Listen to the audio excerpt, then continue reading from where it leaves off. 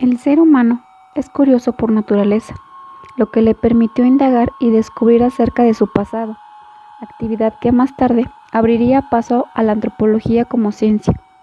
Pero antes de que esto ocurriera, existieron personajes que, motivados por exhibir las diversas riquezas de las culturas mexicanas, se dedicaron a la recolección de datos significativos, convirtiéndolos así en los pioneros de las investigaciones antropológicas.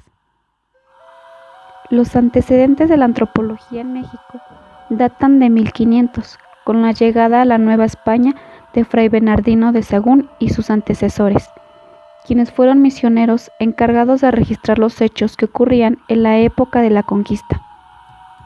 Más tarde se unieron a estas recopilaciones criollos investigadores que, motivados por rescatar las raíces indígenas de su territorio y construir una identidad nacional nueva, se dedicaron a elaborar notables estudios en defensa de su ideal. Entre los personajes más destacados se encuentran el mismo Fray Bernardino de Sahagún, quien fuese un eclesiástico e historiador español. Llegó a territorio mexicano en 1529, donde inició el estudio de la lengua de los indígenas, con la finalidad estrictamente catequista. Su obra fundamental es Historia General de las Cosas de Nueva España. Trata de una recopilación de costumbres, mitos y leyendas aztecas. Lo más destacable del trabajo de Fray Bernardino fue el método de investigación empleado, ya que es reconocido como el precursor del que hoy en día aplican los etnólogos. Confeccionó un cuestionario previo, seleccionó a los informadores y recurrió a intérpretes nativos que escribieran el dictado náhuatl. Sin embargo, más tarde la Iglesia confiscó su obra al considerar que se oponía y era protesta a la labor misionera. Carlos de Sigüenza y Góngora fue un intelectual novohispano, historiador y escritor que ocupó numerosos puestos gubernamentales en la Nueva España. Dirigió las excavaciones en Teotihuacán en 1675, que fueron las primeras excavaciones arqueológicas llevadas a cabo en México en el periodo virreinal. Trazó mapas hidrológicos del Valle de México y en 1693 fue enviado por el virrey Gaspar de la Cerda como acompañante en un viaje de exploración al norte del Golfo de México, donde trazó mapas de la bahía y de la desembocadura del río Mississippi. En sus últimos años dedicó el tiempo a coleccionar material para una historia del México antiguo. Lamentablemente, su muerte interrumpió ese trabajo, que no fue retomado hasta 80 años después, cuando la conciencia criolla se había desarrollado lo suficiente para interesarse en la identidad de su nación.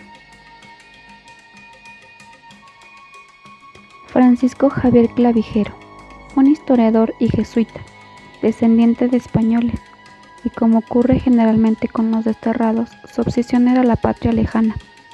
A ella dedicó su atención al escribir Historia Antigua de México, obra que fue publicada en 1780 y en la cual hizo una descripción de la tierra mexicana, su flora, fauna y las características de sus pobladores. Relató el origen del poblamiento americano, la peregrinación azteca y fundación de Tenochtitlán.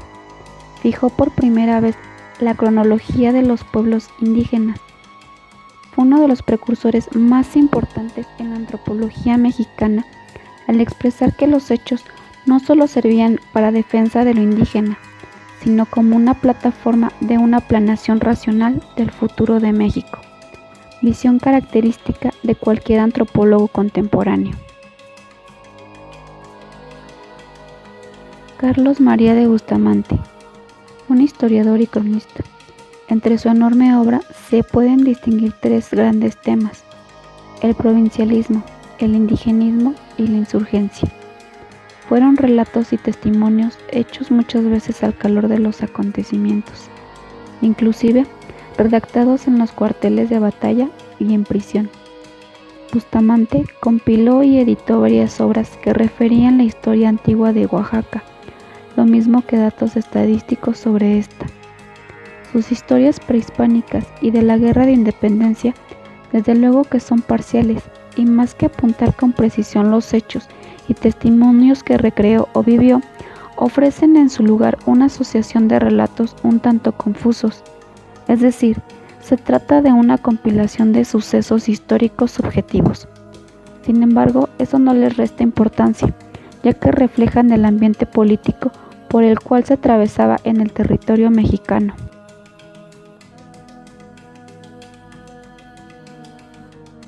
Por último, hablaremos del naturalista Humboldt.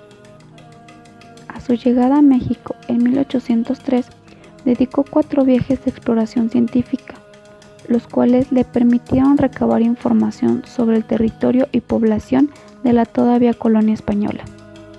Le dedicó 3 obras a estos temas, entre los cuales sobresale Ensayo político sobre el reino de la Nueva España, lo cual trajo consigo atención mundial a la cultura mexicana, impulsando movimientos de independencia y reforzando sentimientos de identidad, hechos que sirvieron de influencia para más tarde la creación de instituciones como el Conservatorio de Antigüedades de la Universidad en 1822 y posteriormente la creación del Museo Nacional Mexicano por el presidente Guadalupe Victoria en 1825, poco después de la independencia.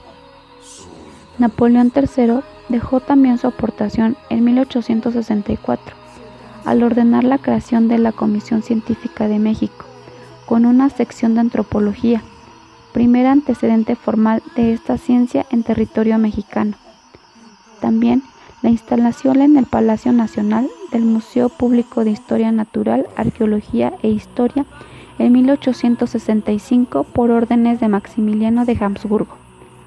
Estas instituciones contribuyen al propósito de reunir y conservar todos los objetos que pudieran aportar información sobre el territorio, cultura y población de México.